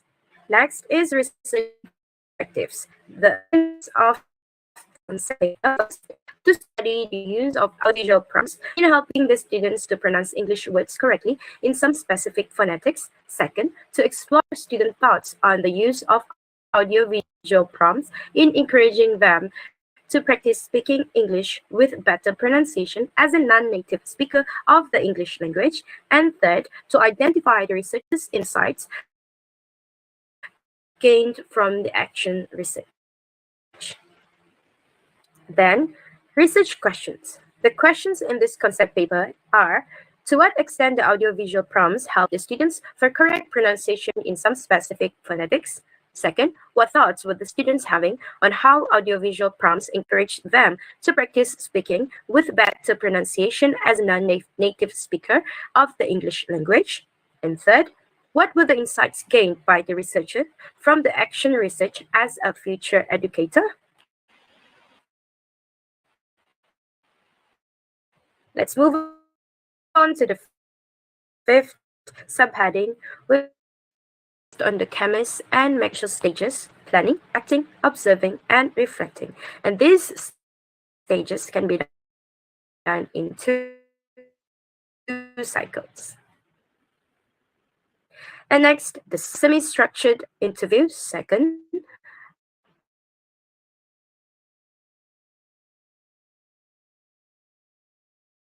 the data will be collected based on data tabulation, thematic analysis, and third, data triangulation, and fourth, reflective journal analysis. Now, let us go deeper in the research instruments. The first one is semi-structured interviews. First is to allow the researcher a considerable degree of flexibility while maintaining a basic interview structure. This is to gain insights from the students for before and after the intervention. And second is to help the researcher remain focused on the research objectives, where the researcher can provide the questions even before the intervention is done. And the third one is to save time, to provide the interviewees with the opportunity to raise unexpected issues in the intervention. And the second instrument is audiovisual recording, where it is the evidence of the students' improvement before and after the intervention. And the audio recording can be done through Telegram or any recording application. Even TikTok can too, but with video. So therefore, video recording can be done through TikTok, and you can edit based on the features in there, such as stitch development instruments. The third one is pronunciation checklist. This checklist is to ensure data collection aligns with the research questions, thereby providing answers to those questions. In this concept paper, 10 words will be used, 5 words from voiced dental fricative, and 5 words from voiceless dental fricative. And this checklist is to ensure that the students can pronounce the TH pronunciation correctly before and after this intervention. And the fourth is reflective journal. So this journal is according to the data collected with researchers' perspective, which contribute to the improvement of the research for suggestions for further study. And also this journal will be the benefit for future education, which the strengths and weaknesses can be further discussed to enhance future research study. Move on to the seventh subheading, which is about research procedures. There are diagnostic tests, cycle 1 and cycle 2. In the cycle 1, for plan is to create content, action, video presentation, observe, transcribe pronunciation, and to reflect is to find out the problems and improvements can be made and also the themes for data collection. And cycle 2 is revised plan, where to create content, solution for cycle 1, and action, video presentation, revised, observed is to transcribe pronunciation of the student, and fourth is to reflect improvements and themes for the data collection. So the first one is diagnostic test. In this diagnostic test, I use Telegram to record their audio of pronunciation, where I ask them to recite a poem about my brother. And this poem is designed for this concept paper, where it consists of 5 voice dental fricative and 5 voiceless dental fricatives to be checked on this concept paper for the pronunciation of the students. Therefore, in cycle 1, the TikTok video will be shown to the students with pronunciation problem, where in this TikTok video, a short TikTok video, will consist of the combination of practice stage in lesson plan. Video allows the students to listen and watch the picture of the vocabulary used, and in production it allows the students to practice their pronunciation, to have the time to practice it, and students can stitch the video, which is side-by-side video for them to try and to practice the pronunciation. And after watching the video, the students will recite the poem again, the same poem in diagnostic test, to see if they improved in the pronunciation. And for cycle 2, the teacher will show them some words of TH pronunciation for voiced and voiceless dental fricative. Then they will watch TikTok videos, which consists of the combination of 2 stages, practice and pronunciation. It is the same but different words, different vocabulary. And please bear that the vocabulary used are not the same in the poem, as the students need to practice not only the words in the poem, but also the words with TH pronunciation. Poem again, the same poem in diagnostic test and also cycle 1, to see the improvements that they have practiced Good for the job. TH pronunciation. Thank you. Therefore, to conclude, the impact of the audiovisual prompts on students' pronunciation skills over a longer period can be used for pre and post intervention assessments, which is to measure their improvements of the pronunciation. And second is to further insights of changes in students' confidence and willingness to speak English. And the third one is to investigate the potential role of the cultural and social factors which can influence the students' attitudes and perceptions about learning English language as their second language. And the fourth one is to explore how cultural backgrounds and language influence students' prompts to schedule to include technological innovation in the lessons. I would like to add on the suggestions for further research for this concept paper, which is the first one, according to Fleby and Shaw, 2022, TikTok implementation through project-based learning can be done. Therefore, you can instruct the students to do project-based learning through this application TikTok, since there are a lot of features that can be used for education. And the second one is to implement TikTok for other skills or other subjects where you can use for science, you can use for any subjects, or you can use for any skills such as reading skills, listening skills. This is according to Lily 2022. And the third one is to have TikTok educational workshop for the teachers, parents, and everyone so that it can be used as educational purposes. TikTok can be implemented in enhancing Malaysian ESL primary students' speaking skills with guidance and supervision of parents, teachers, and elder siblings. This is because TikTok is a widely used and widely known for any topics, so you might need to check on the actions of the students for educational purposes only. That is all from me. Thank you for listening.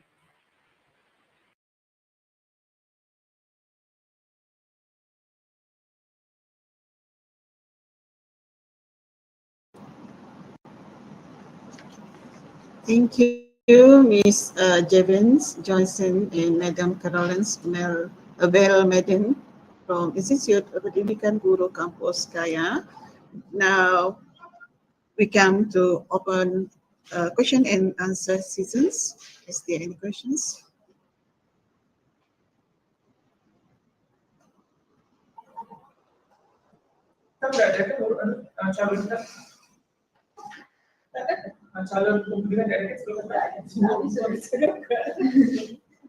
Okay, we will see from YouTube questions here. Ms. Jevenia, what is the main contributions of your work? Thank you, moderator. What is the question again? What is the main theme? What is the main contribution of your work? Contribution.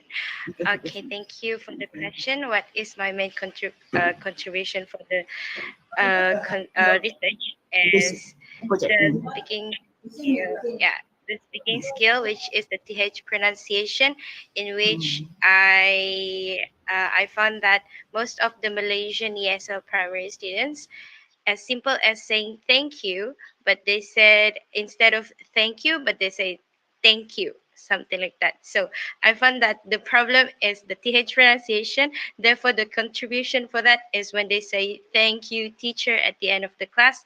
So that is the contribution for daily basis. Thank you. Yes, that is very excellent of you. Okay, thank you for the informative and interesting talk with you, yeah, Miss Jevons. Okay, thank you. Okay, ladies and gentlemen, finally we came to the end part of our presentations. We would like to say thanks again to all presenters for the informative and interesting talk and to the audience for the active participations. Hopefully the presentations will be beneficial for everybody. Thank you for your intentions. Assalamualaikum warahmatullahi wabarakatuh.